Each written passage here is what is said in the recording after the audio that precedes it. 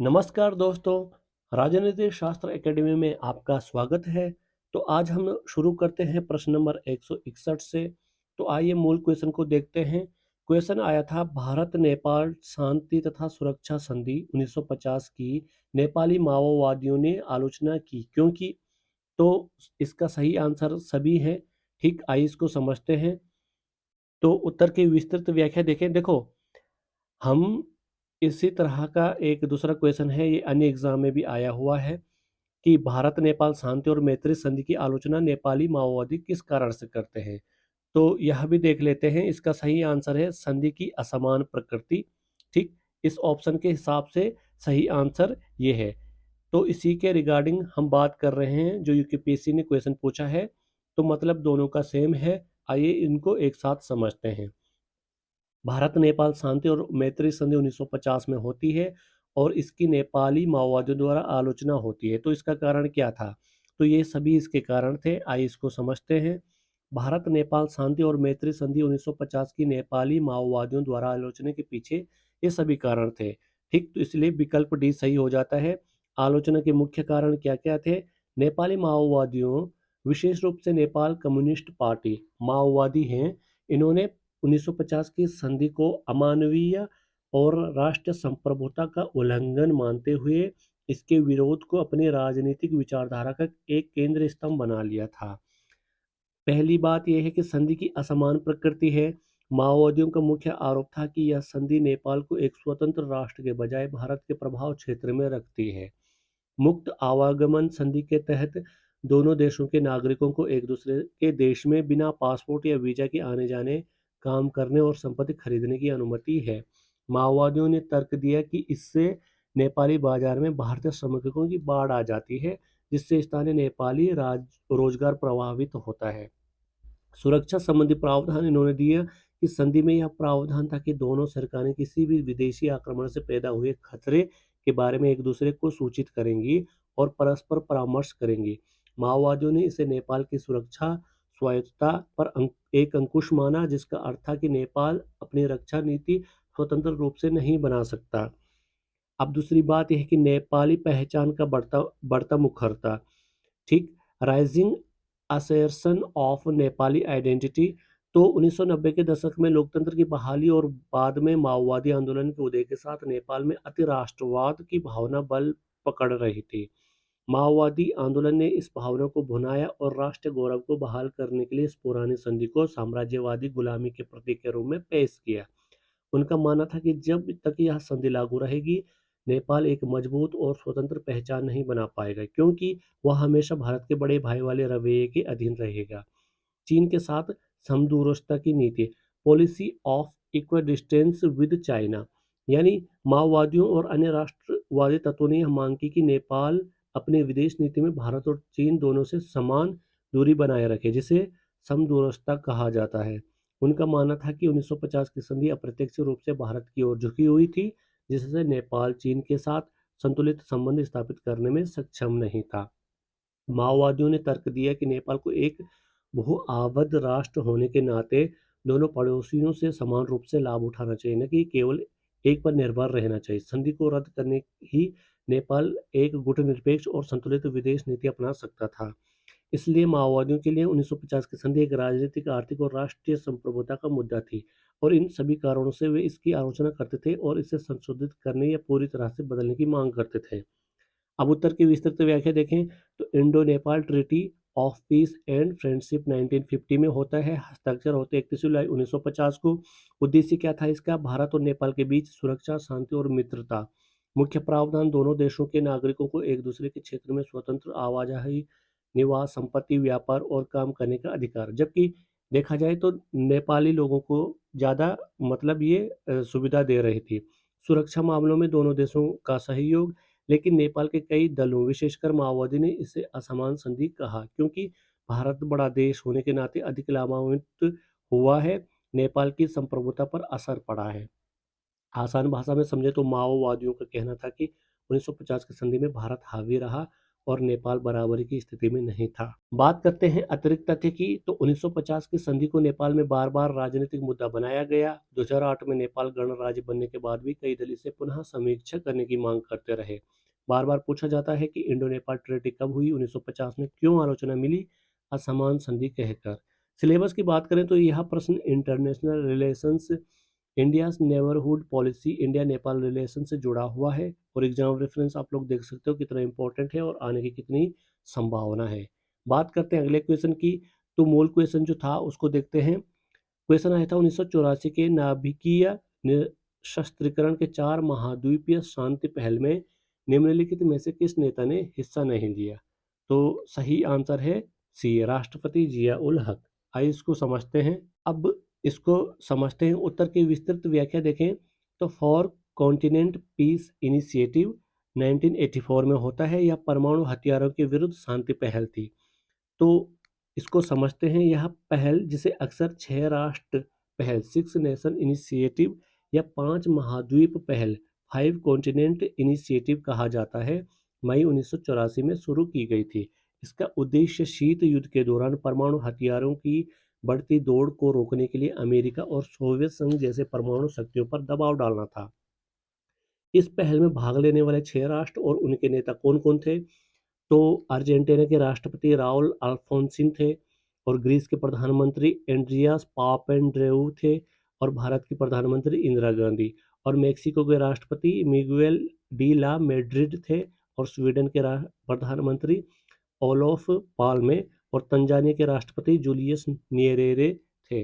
विकल्पों की जांच करें तो राउल अल्फोंसिस अर्जेंटीना के राष्ट्रपति, इन्होंने भाग लिया था और ग्रीस के प्रधानमंत्री इन्होंने भी भाग लिया था और पाकिस्तान के जो राष्ट्रपति इन्होंने भाग नहीं लिया था क्योंकि पाकिस्तान इस पहल का हिस्सा था ही नहीं। और इंदिरा गांधी तो इन्होंने भाग लिया ही। और रही बात जिया उल हक, पाकिस्तान के राष्ट्रपति थे तो इन्होंने इसमें कोई हिस्सा नहीं लिया क्योंकि सदस्य ही नहीं था। तो यह पहल 1984 में शुरू हुई थी। इंदिरा गांधी की हत्या के बाद 1985 में नई दिल्ली में हुए अगले शिखर सम्मेलन में उनके पुत्र और तत्कालीन प्रधानमंत्री राजीव गांधी ने भारत का प्रतिनिधित्व किया था।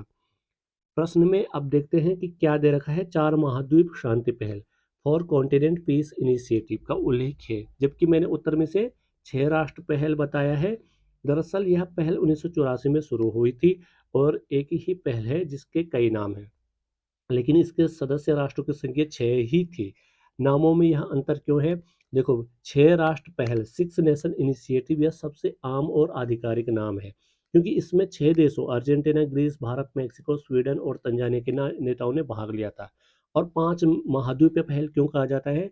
5 कॉन्टिनेंट इनिशिएटिव यह भी बहुत आम है क्योंकि ये 6 देश दुनिया के 5 अलग अलग महाद्वीपों का प्रतिनिधित्व करते थे। एशिया से भारत और अफ्रीका से तंजानिया, उत्तरी अमेरिका से मेक्सिको, तो दक्षिण अमेरिका से अर्जेंटीना और यूरोप से 2 कंट्री थी, ग्रीस और स्वीडन। ठीक। और 4 महाद्वीप पहल की बात है तो प्रश्न में फॉर कॉन्टिनेंट इनिशिएटिव है, 4 महाद्वीप पहल का उल्लेख है जो संभवतः 1984 में पहले अपील जारी होने के समय इस पहल को दिए गए शुरुआती नामों में से एक हो सकता है।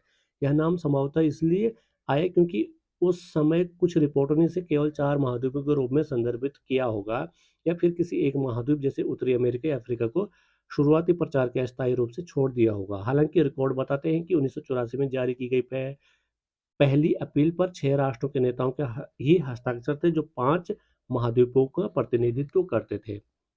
अब निष्कर्ष हम समझें तो चाहे इसे 4 महाद्वीप कहो, 6 राष्ट्र या 5 महाद्वीप पहल का कहा जाए, यह एक ही ऐतिहासिक परमाणु निरस्त्रीकरण प्रयास है जिसमें 1984 में 6 देश शामिल थे। कौन कौन थे? Bharat, Greece, Argentina, Mexico, Sweden और तंजानिया। इन 6 नेताओं ने जिया उल हक जिसमें इसमें शामिल नहीं थे। ठीक, तो इन 6 नेताओं के अलावा ये शामिल नहीं थे, तो सही आंसर क्या हो जाता है? सी हो जाता है। अब भारत का योगदान क्या है? राजीव गांधी ने बाद में 1988 में यूएन में एक्शन प्लान फॉर न्यूक्लियर डिसआर्मामेंट प्रस्तुत किया। नेम नॉन अलाइंड मूवमेंट देशों ने भी निरस्त्रीकरण पर जोर दिया। बार बार पूछा जाता है फॉर कॉन्टिनेंट पीस इनिशिएटिव में भारत का प्रतिनिधित्व किसने किया? तो इंदिरा गांधी ने। और इंदिरा गांधी ने कब तक प्रधानमंत्री पद संभाला? तो यह आपको याद होना चाहिए, 66 से 77 और 1980 से 31 अक्टूबर 1984 तक, और 84 में इनकी हत्या कर दी जाती है। सिलेबस की बात करें तो यह प्रश्न international relations, disarmament, India's role in nuclear policy से जुड़ा हुआ है। एग्जाम रेफरेंस आप लोग देख सकते हो। आइए अगले क्वेश्चन की बात करते हैं। मूल क्वेश्चन को देखें तो क्वेश्चन आया था कथन और कारण में, यद्यपि चीन ने पाकिस्तान में भारी पूंजी निवेश किया, लेकिन चीनियों ने अपनी नीतियों पर पुनर्विचार किया, जिसके फलस्वरूप पाकिस्तान का महत्व घटा। और कारण क्या है? जिंगजियांग में बढ़ती इस्लामिक कट्टरता में तालिबान और अलकायदा का हाथ आज स्पष्ट दिखता है। तो ए सही होता है। दोनों ए और आर सत्य हैं और आर ए की व्याख्या करता है। आइए इसको समझते हैं। 163 क्वेश्चन की बात करें तो जो कथन है, कथन क्या कह रहा है कि चीन ने पाकिस्तान में भारी पूंजी निवेश किया, फिर भी चीन ने अपनी नीतियों पर पुनर्विचार किया, जिससे पाकिस्तान के महत्व में कमी आई। और रीज़न क्या है? सिंजियांग, क्योंकि सिंजियांग में तालिबान और अलकायदा के सहयोग से बढ़ता हुआ इस्लामिक कट्टरवाद आज दिखाई देता है। बिल्कुल सही है, दोनों सही है और आर ए की व्याख्या करता है। उत्तर की विस्तृत व्याख्या देखें तो जो असर्शन है, ये क्या कहता है कि चीन ने पाकिस्तान में भारी निवेश किया, खासकर CPEC, China Pakistan economic corridor के तहत। लेकिन हाल के वर्षों में चीन अपनी नीतियों पर पुनर्विचार कर रहा है, क्योंकि पाकिस्तान की स्थिरता पर संदेह है। अब रीजन क्या कहता है कि चीन का जो सिंजियांग प्रांत है, वहाँ उइगिर मुस्लिम रहते हैं, इस्लामिक कट्टरवाद से प्रभावित है वो। यहाँ तालिबान और अलकायदा जैसे संगठनों से जुड़ाव देखा गया है। इसलिए चीन को डर है कि पाकिस्तान की अस्थिरता और कट्टरपंथ सिंजियांग को और असुरक्षित कर सकता है। इसलिए ए और आर दोनों सही है और आर ए ही ए का सही कारण है। बाकी गलत हो जाते हैं। अतिरिक्त तथ्य की बात करें तो सीपेक 2015 में अस्तित्व में आता है और यह चीन का 62 बिलियन डॉलर का प्रोजेक्ट है, पाकिस्तान के ग्वादर पोर्ट से सिंजियांग तक। और चीन की चिंता क्या है कि पाकिस्तान में आतंकवाद और अस्थिरता है और उइगिर मुस्लिम कट्टरवाद का तालिबान से जुड़ाव है। बार बार पूछा जाता है सीपेक क्या है, तो चीन पाकिस्तान आर्थिक गलियारा है ये, और सिंजियांग क्यों संवेदनशील है? उइगिर मुस्लिम और कट्टरवाद के कारण। सिलेबस की बात करें तो यह प्रश्न international relations, India China Pakistan relations, terrorism, regional security से जुड़ा हुआ है। एग्जाम रेफरेंस आप लोग देख सकते हो कितना इंपॉर्टेंट है और आने की इसकी कितनी संभावना रहती है। और बात करते हैं अगले क्वेश्चन की, तो मूल क्वेश्चन है, मूल क्वेश्चन को देखते हैं। निम्नलिखित संधियों का सही बढ़ता कालक्रम बताइए। तो सही आंसर एक हिसाब से ए हो जाता है। ठीक है, हालांकि इन्होंने आगे पीछे किया है 2 और 3 को। तो आइए समझते हैं। देखो, संधियों का सही कालक्रम, जो एनपीटी की बात की जाए तो एनपीटी अनिश्चित काल के लिए विस्तार किया गया है इसका 1995 में। ठीक है, जबकि 1968 में इसको हस्ताक्षर के लिए खोला जाता है और 1970 से लागू होता है एनपीटी। ठीक, एनपीटी की समीक्षा और विस्तार सम्मेलन में निर्णय लिया गया 11 मई 1995 को इसको अनिश्चित अनिश्चित काल के लिए विस्तारित किया गया। सीटीबीटी की बात करें तो यह हस्ताक्षर के लिए खोला खोला गया सितंबर 1996 में। और रासायनिक हथियारों समझौते की बात करें सीडब्ल्यूसी की, तो यह लागू होता है अप्रैल 1997 में। और लैंडमाइंस प्रतिनिधि संधि की बात करें तो यह हस्ताक्षर के लिए खोला जाता है दिसंबर 1997 में। और ये देखते हैं आगे क्या है ये। यह क्रम संधियों से संबंधित प्रमुख घटनाओं के वर्षों पर आधारित है। बात करते हैं एनपीटी का। देखो, जो एनपीटी का अनिश्चितकालीन विस्तार है वर्ष 1995 यानी 11 मई 1995 को। महत्व क्या है? परमाणु अप्रसार संधि, न्यूक्लियर नॉन प्रोलिफरेशन ट्रीटी 1970 में लागू हुई थी और 25 साल बाद 1995 में इसकी समीक्षा की जानी थी। इस समीक्षा सम्मेलन में सदस्य देशों ने सर्वसम्मति से संधि को अनिश्चितकाल के लिए विस्तारित करने का निर्णय लिया था। अब सीटीबीटी की बात करें, जिसको व्यापक परमाणु परीक्षण प्रतिबंध संधि यानी comprehensive nuclear test ban treaty कहते हैं, वर्ष 1996 सितंबर 1996 में अस्तित्व में आती है। महत्व क्या है इसका? यह संधि सभी स्थानों पर परमाणु हथियार परीक्षण विस्फोटों को प्रतिबंधित करती है। इसे संयुक्त राष्ट्र महासभा द्वारा अपनाया गया और सितंबर 1996 में हस्ताक्षर के लिए खोला गया। यह अभी तक लागू नहीं हो पाई। सीटीबीटी अभी तक लागू नहीं हो पाई और भारत इन दोनों में ही सदस्य नहीं है और ना ही हस्ताक्षर किया भारत ने। बात करें रासायनिक हथियार समझौते की, केमिकल वेपन्स कन्वेंशन की, सीडब्ल्यूसी, तो इसकी स्थापना 1997 में यानी 29 अप्रैल 1997 को होती है। महत्व क्या है? यह संधि रासायनिक हथियारों के विकास, उत्पादन, भंडारण और उपयोग पर पूरी तरह प्रतिबंध लगाती है। इसे 1993 में हस्ताक्षर के लिए खोला गया था। लेकिन यह 29 अप्रैल 1997 को लागू होती है, जब आवश्यक 65 देशों ने इसका अनुसमर्थन किया था। अब बात करते हैं लैंडमाइंस प्रतिबंध संधि की। तो ये ओटावा कन्वेंशन के थ्रू अस्तित्व में आती है। तो वर्ष 1997 यानी 3 दिसंबर 1997, जो फोर्थ है ये 3 दिसंबर 1997 है लैंड माइंस प्रतिनिधि वाला। और जो रासायनिक हथियार वाला है 29 अप्रैल 1997 है। लेकिन जो हमारा ऑप्शन है, ऑप्शन में क्या दे रखा है कि लैंड माइंस को पहले दे रखा है। आप देख सकते हो कि जो दूसरा वाला ऑप्शन है लैंड माइंस वाला वो पहला है और तीसरा वाला ऑप्शन है वो बाद में है, जो कि बिल्कुल सही नहीं है। ये अगर आंसर देखें तो आंसर के हिसाब से सबसे बेस्ट वही बैठ रहा है। तो आइए इसको देखते हैं। तो जो लैंडमाइंस प्रतिबंध संधि है 1997 में, इसका ये 3 दिसंबर 1997 में यह हस्ताक्षर के लिए खोला गया।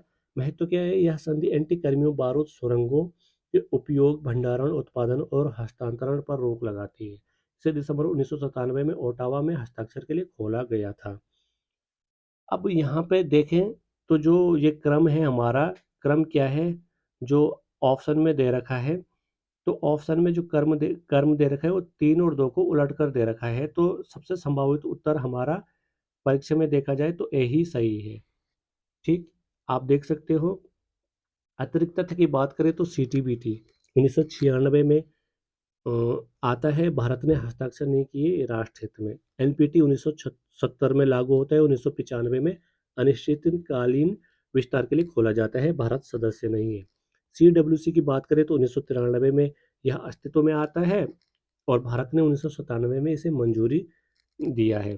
और ओटावा ट्रीटी की बात करें 1997 में, भारत इसका भी हिस्सा नहीं है। बार बार पूछा जाता है कि सीटीबीटी कब बना, 1996 में। एनपीटी का अनिश्चितकाल विस्तार कब हुआ, 1995 में। और लैंड माइन ट्रीटी की बात करें तो यह एंटी पर्सनल माइन की बात करता है। और केमिकल वेपन्स कन्वेंशन कब आया, 1993 में। सिलेबस की बात करें तो यह प्रश्न international relations, disarmament and arms control treaties, NPT, CTBT, CWC, land mine treaty से जुड़ा हुआ है। एग्जाम रेफरेंस आप लोग देख सकते हो कितना इंपॉर्टेंट है और आने की कितनी संभावना है। बात करते हैं अगले क्वेश्चन की। आइए मूल क्वेश्चन को देखते हैं। क्वेश्चन था 1980 से पूर्व भारत द्वारा इजराइल को वास्तविक मान्यता प्रदान करने के कारण में भारतीय विदेश नीति का कौन सा एक निम्नांकित निर्धारक नहीं है। तो सही आंसर देखें तो सी है, भारत की ऐतिहासिक परंपरा। आइए इसको समझते हैं। देखो, प्रश्न को सरल भाषा में समझे तो भारत ने 1980 से पहले इजराइल को डी फैक्टो रिकॉग्निशन, अघोषित या व्यवहारिक मान्यता दी थी। लेकिन कौन सा कारण ऐसा नहीं था जिसकी वजह से भारत ने यह कदम उठाया। तो सबसे पहले समझो डी फैक्टो रिकॉग्निशन क्या होता है। डी फैक्टो व्यवहार में मान्यता, लेकिन डी ज्यूरे यानी कानूनी औपचारिक पूर्ण राजनयिक संबंध नहीं होते। कानूनी रूप से कोई औपचारिक या पूर्ण राजनयिक संबंध नहीं होते। तो डी ज्यूरे का मतलब ये है और डी फैक्टो का मतलब ये है। तो भारत ने क्या किया था कि 1950 में इजराइल को डी फैक्टो मान्यता दे दी थी। यानी वास्तविक मान्यता तो दे दी थी कि यह एक देश है, लेकिन पूर्ण राजनयिक संबंध नहीं बनाए। 1992 में पूर्ण या डी ज्यूरे राजनयिक संबंध स्थापित किए। अब एक एक विकल्प को आसान उदाहरण से समझते हैं।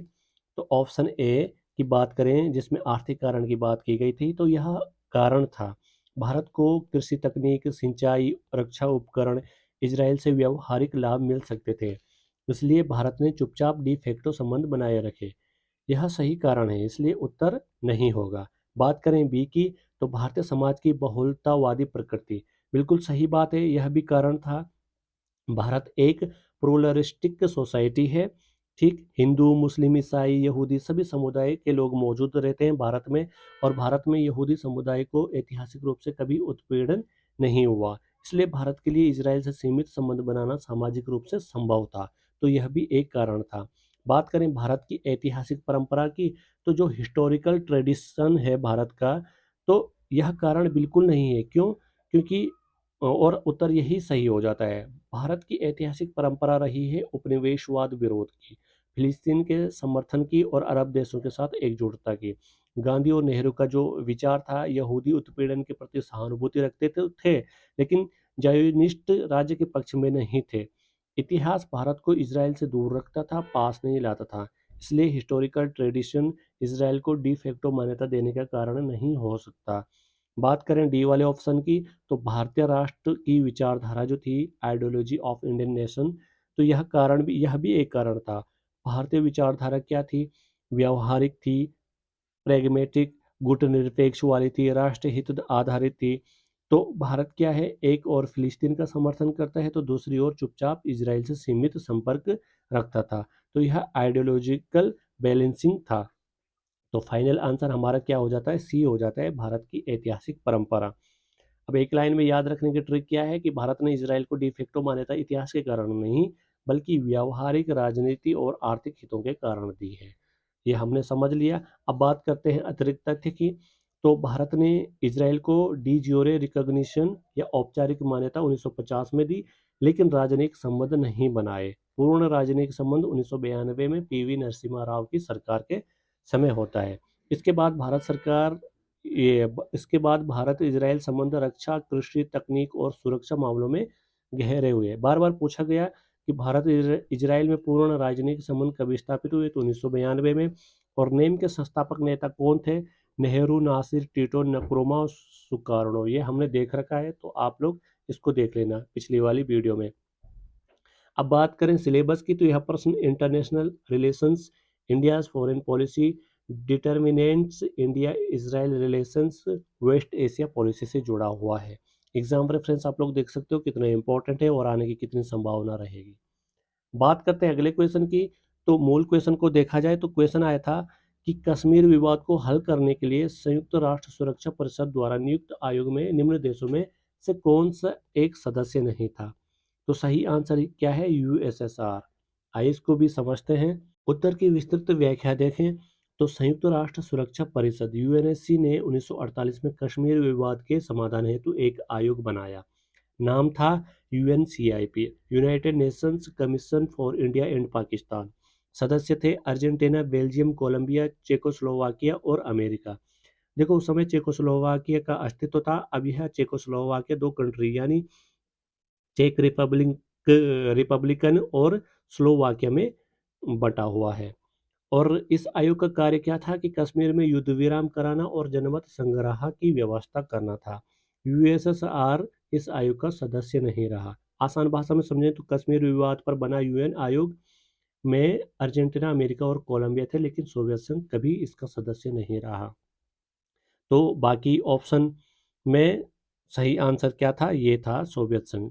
अतिरिक्त तथ्य की बात करें तो यूएन सीआईपी का गठन 1948 में यूएनएससी रिजोल्यूशन 39 के द्वारा होता है। और इसका मुख्य कार्य क्या है कि युद्ध विराम की निगरानी, पाकिस्तान की सेना और कबायली हमलावरों की वापसी, भारत द्वारा जनमत संग्रह आयोजित करना। यूएसएसआर ने भारत का कई बार समर्थन किया और अपने वीटो पावर से भारत के पक्ष में खड़ा हुआ। बार बार पूछा जाता है कि कश्मीर पर यूएन आयोग का नाम क्या है, तो यूएनसीआईपी है। और इसमें यूएसएसआर सदस्य था या नहीं, तो बिल्कुल नहीं था। और सिलेबस की बात करें तो यह प्रश्न international relations, India Pakistan relations and Kashmir issue, role of UN से जुड़ा हुआ है। एग्जाम रेफरेंस आप लोग देख सकते हो कितना इंपॉर्टेंट है और इसकी आने की कितनी संभावना है। बात करते हैं अगले क्वेश्चन की। तो मूल क्वेश्चन जो आया था, क्वेश्चन था अंतर्राष्ट्रीय राजनीति में हॉटलाइन का तात्पर्य क्या है? तो यह सभी हॉटलाइन से संबंधित है। आइए इनको देखते हैं विस्तार पूर्वक। आइए प्रश्न को समझते हैं। Hotline in international relations means क्या है? तो पहले समझिए हॉटलाइन आखिर है क्या। तो हॉटलाइन का अर्थ है, इसका सबसे प्रसिद्ध उदाहरण यूएसए और यूएसएसआर कोल्ड वॉर के समय इन दोनों के बीच बना हॉटलाइन है। अब एक एक विकल्प को आसान भाषा में समझते हैं। विकल्प एक क्या बोलता है? विकल्प एक बोलता है facsimile transmission capability to direct communication link, DCL, यानी डायरेक्ट कम्युनिकेशन लिंक। इसका मतलब है कि डायरेक्ट कम्युनिकेशन लिंक के जरिए फैक्स, टेक्स्ट, रिटर्न मैसेज भेजने की सुविधा होती है। कोल्ड वॉर में शुरुआत में हॉटलाइन फोन नहीं बल्कि टेलीप्रिंटर या फैक्स आधारित था, इसलिए यह हॉटलाइन का सही अर्थ या भाग है। बात करते हैं बी वाले ऑप्शन की, तो to send graphic material via DCL. इसका मतलब है डायरेक्ट कम्युनिकेशन लिंक के माध्यम से मैप्स, डायग्राम्स, रिटर्न ऑर्डर और इमेजेस भेजना। मान लीजिए किसी सीमा विवाद में एक देश दूसरे देश को मैप भेजकर समझाना चाहता है, यह भी हॉटलाइन की सुविधा में शामिल है। बात करते हैं विकल्प सी की, तो direct communication between head of states या गवर्नमेंट्स। यह सबसे सरल और मुख्य अर्थ है इसका कि राष्ट्रपति टू राष्ट्रपति या प्रधानमंत्री टू प्रधानमंत्री, बिना किसी एम्बेसडर या मिनिस्टर के बीच में। तो उदाहरण के लिए युद्ध की स्थिति में पीएम सीधे दूसरे देश के प्रेसिडेंट या पीएम से बात कर सकता है। यही हॉटलाइन का मूल उद्देश्य है। तो सबसे ज़रूरी बात क्या है कि ऑल ऑफ दीज ये सही हो जाते हैं, क्योंकि हॉटलाइन में डायरेक्ट कम्युनिकेशन होता है, रिटर्न फैक्स मैसेजेस भेजे जाते हैं, ग्राफिक मटेरियल भी भेजा जाता है, तो इसलिए यह सब सही हो जाता है। तो फाइनल आंसर हमारा डी होता है। एक बहुत आसान उदाहरण से समझो, रियल लाइफ एनालॉजी से, कि मान लो दो मोहल्लों के बीच बड़ा झगड़ा हो सकता है। तो दोनों मोहल्लों के प्रधानों के बीच सीधे फ़ोन के जरिए बात होगी, या व्हाट्सएप के माध्यम से बात होगी, या फोटो मैप भेजने की सुविधा होगी। तो यही व्यवस्था अंतर्राष्ट्रीय स्तर पर कहलाती है हॉटलाइन। ठीक। एग्जाम ट्रिक एक लाइन में याद रखने के लिए कि hotline is equal to direct plus fast plus secure communication between top leaders. जैसे टेक्स्ट, फैक्स, ग्राफिक, ये सब शामिल होते हैं। अब अतिरिक्त तथ्य की बात की जाए तो भारत और पाकिस्तान के बीच भी हॉटलाइन 1965 के युद्ध के बाद स्थापित होता है, और अमेरिका और चीन के बीच भी हॉटलाइन मौजूद है। कोल्ड वॉर काल में इसे रेड टेलीफोन भी कहा जाता है। बार बार पूछा गया कि पहली हॉटलाइन कब बनी, 1963 में यूएसए और यूएसएसआर के बीच में, और इंडिया पाकिस्तान हॉटलाइन कब बनी, तो 1965 के युद्ध के बाद। सिलेबस की बात करें तो यह प्रश्न international relations, diplomacy, crisis communication, cold war से जुड़ा हुआ है। एग्जाम रेफरेंस आप लोग देख सकते हो कितना इंपॉर्टेंट है। बात करते हैं अगले क्वेश्चन की, तो मूल क्वेश्चन को देखें। तो मूल क्वेश्चन था कि भारत बांग्लादेश के संबंधों में निम्न में से किस एक कारण से तनाव रहा है। तो सही आंसर है डी, तीस्ता नदी जल बंटवारे को लेकर के। तो आइए इसको समझते हैं। देखो, उत्तर की विस्तृत व्याख्या देखें तो भारत और बांग्लादेश के बीच कई मुद्दे रहे हैं, जैसे सीमा विवाद, अवैध प्रवास, व्यापार असंतुलन। लेकिन सबसे संवेदनशील और बड़ा मुद्दा है तीस्ता रिवर वाटर शेयरिंग को लेकर के। तीस्ता नदी का उद्गम सिक्किम से होता है और यह बांग्लादेश में प्रवेश करती है। बांग्लादेश चाहता है कि उसे नदी का अधिक जल मिले ताकि खेती और सिंचाई हो सके। भारत, विशेषकर पश्चिम बंगाल राज्य, अपने हिस्से के पानी को लेकर चिंतित है।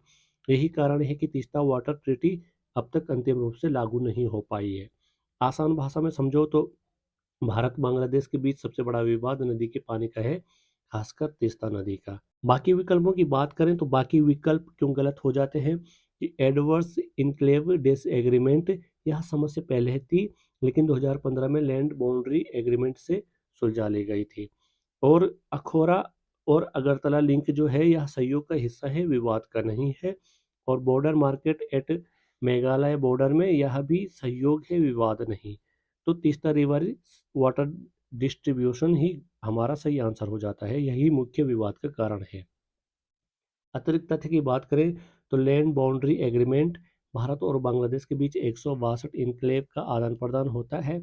और गंगा जल समझौता 1996 में भारत बांग्लादेश के बीच फरीका बैराज पर जल बंटवारे का समझौता है।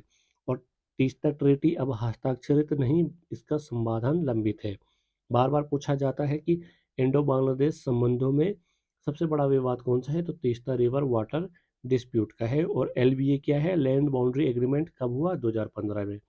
सिलेबस की बात करें तो यह प्रश्न international relations, India and neighbourhood policy, India Bangladesh relation से जुड़ा हुआ है। और एग्जाम रेफरेंस आप लोग देख सकते हो कितना इंपॉर्टेंट है और आने की कितनी संभावना है। बात करते हैं अगले क्वेश्चन की, तो मूल क्वेश्चन जो था वह कथन और कारण में आया था कि अब प्रत्येक देश संघर्ष की मीडिया छवियों की काफ़ी हद तक छेड़छाड़ करता है, और पत्रकार वास्तव में पर्यवेक्षकों से सक्रिय प्रतिभागियों में तब्दील हो चुके हैं। तो सही आंसर क्या है? सही आंसर है दोनों ए और आर सत्य है, और आर एक ही सही व्याख्या नहीं है। आइए इसको समझते हैं। तो पहले हम क्वेश्चन को समझते हैं, प्रश्न को आसान भाषा में समझिए। देखो, असर्शन है या जो कथन है, इसका अर्थ है कि आज के समय में जब युद्ध या किसी तरह का संघर्ष होता है, तो हर देश मीडिया में दिखाई जाने वाली खबरों और तस्वीरों को अपने पक्ष में दिखाने की कोशिश करता है। इस वजह से पत्रकार अब केवल घटनाओं को देखने बताने वाले नहीं रह गए, हैं, बल्कि वे कई बार सरकार या सेना की रणनीति का हिस्सा बन जाते हैं। यानी पत्रकार ऑब्जर्वर से एक्टिव पार्टिसिपेंट बन गए हैं। और रीजन क्या करता है? रीजन का अर्थ है कि मीडिया वॉरफेयर का मतलब है मीडिया का उपयोग करके जनता का ध्यान एक खास दिशा में मोड़ना, यह तय करना कि लोग क्या सोचें और लोगों की सहमति बनाना। अब दोनों को जोड़कर समझिए, यूकेपीएससी ने जो दिया है, तो असर्शन क्या बोलता है कि क्योंकि आज राज्य मीडिया को नियंत्रित करके पत्रकारों की भूमिका बदल रहे हैं, क्योंकि मीडिया वॉरफेयर वास्तव में एजेंडा सेटिंग और मैन्युफैक्चरिंग कंसल्ट करती है। तो भले ही ये बात है, लेकिन रीज़न यह पूरी तरह नहीं बताता कि पत्रकार ऑब्जर्वर से पार्टिसिपेंट क्यों बने। इसके पीछे और कारण भी होते हैं, जैसे कि राज्य के नियंत्रण, सुरक्षा प्रतिबंध और सीमित जानकारी देना। इसलिए रीज़न असर्शन की पूरी व्याख्या नहीं करता। सही उत्तर फिर क्या होता है? सही उत्तर बी हो जाता है, both A and B are true and R is not the correct explanation of A. तो बात करते हैं अतिरिक्त तथ्य की। तो नॉम चॉम्स्की और एडवर्ड हर्मन ने अपनी प्रसिद्ध पुस्तक मैन्युफैक्चरिंग कंसेंट 1988 में बताया कि मीडिया जनमत को नियंत्रित करने का औजार है। यह इनकी किताब है। तो मैन्युफैक्चरिंग कंसेंट के नाम से पूरा नाम the political economy of the mass media. तो एडवर्ड एस हर्मन और एंड नॉम चॉम्स्की ने ये लिखी है 1988 में। और इसमें ही इन्होंने बताया कि मीडिया जनमत को नियंत्रित करने का औजार है।